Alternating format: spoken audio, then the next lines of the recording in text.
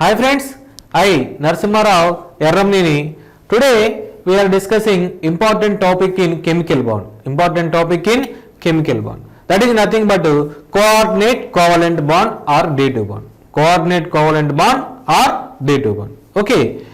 Here in this video, the first we can define the what is the coordination covalent bond. Coordination covalent bond is nothing but it is a special type of covalent bond. It is a special type of covalent bond.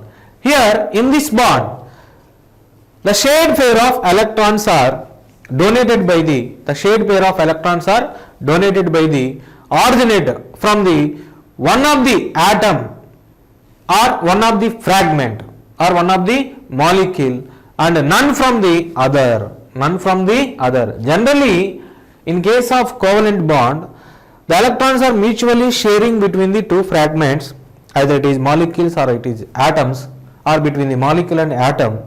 In that case, the both bond means two electrons. That both bond pair of electrons are contribute by two fragment. It means each fragment contribute one electron to that bond pair. But in case of coordinate covalent bond or dative bond, here the bond pair is contributed by only or originated by only one fragment, none from the other one. But the electrons are, even though the bond pair of electrons are contributed by only one fragment, but the bond pair of electrons are mutually sharing between that two fragments. That's why it is called coordinate covalent bond or dative bond. It is a little bit of difference between the covalent bond. Okay. Here, for example, this is the best example of the covalent bond. Here in this, the bond is formed between the X and Y. Here this is considered as a shared pair of electrons. That shared pair of electrons, one is contributed from the X, another one is contributed from the Y. To form a bond. That is nothing but bond pair of electrons are equally shared between the X and Y. Okay.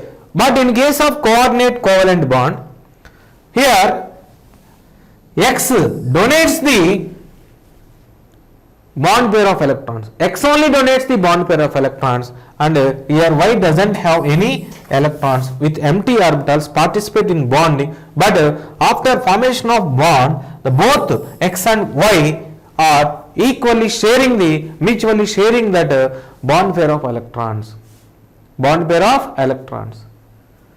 Okay, this type of bond is called coordinate covalent bond. Okay, and next one, here some of the conclusions regarding this bond, that is nothing but the atom or ion or molecule which donate the electrons are called donor atom or Lewis base.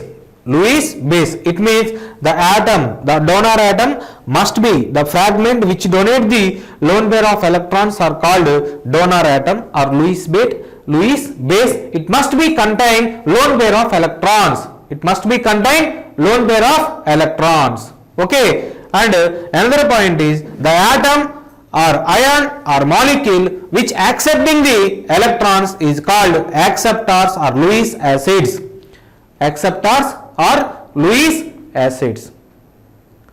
Okay, and another one is this bond is represented by the arrow.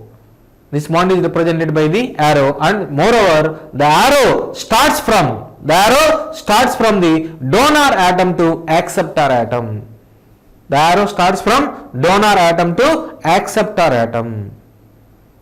Okay, donor atom to acceptor atom. Like this. Okay, this is about the conclusions of that coordinate covalent bond. And I take some examples to represent this coordinate covalent bond is like this. Okay, for example, in case of coordination covalent bond between ammonia and H plus ion, proton.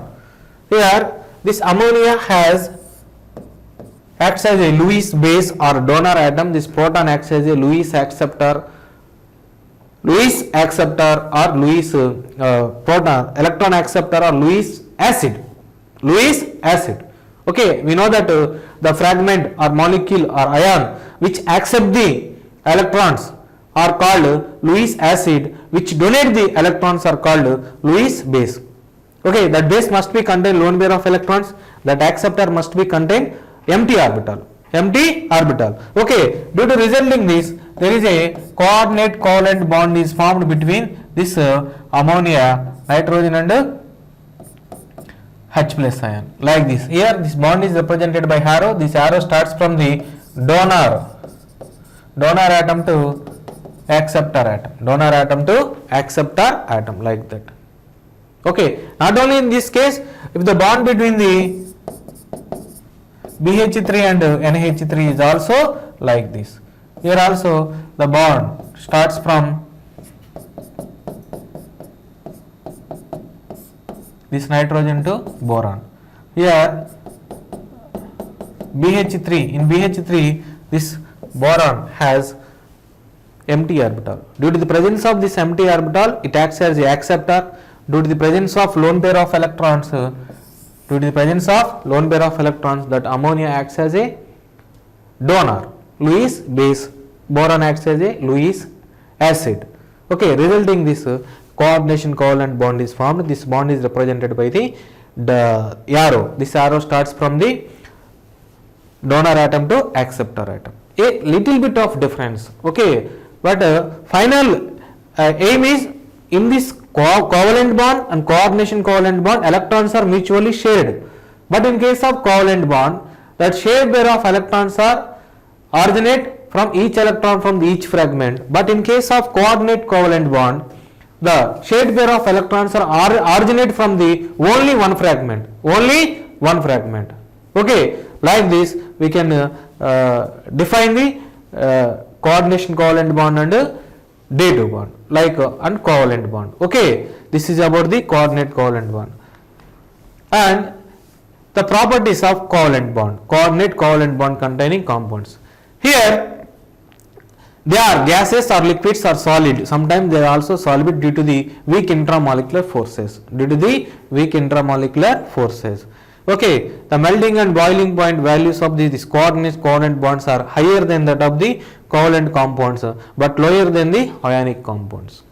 Okay, these are intermediate between the covalent bond and ionic bond.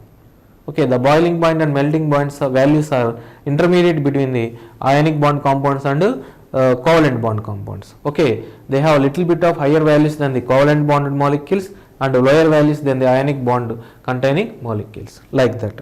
And last one is, the coordinate compounds are soluble in non-polar solvents but insoluble in polar solvent. Why? Because this coordinate covalent bond is also non-polar bond. So non-polar compounds are soluble in only non-polar solvents. Similarly, polar compounds are soluble in polar compounds. Okay, like this is non-polar bond. That's why it is soluble in non-polar solvents, like that. Okay, finally, I hope all you are understood very well. Okay. Thank you, yours Erramneni Narasimharao. Okay.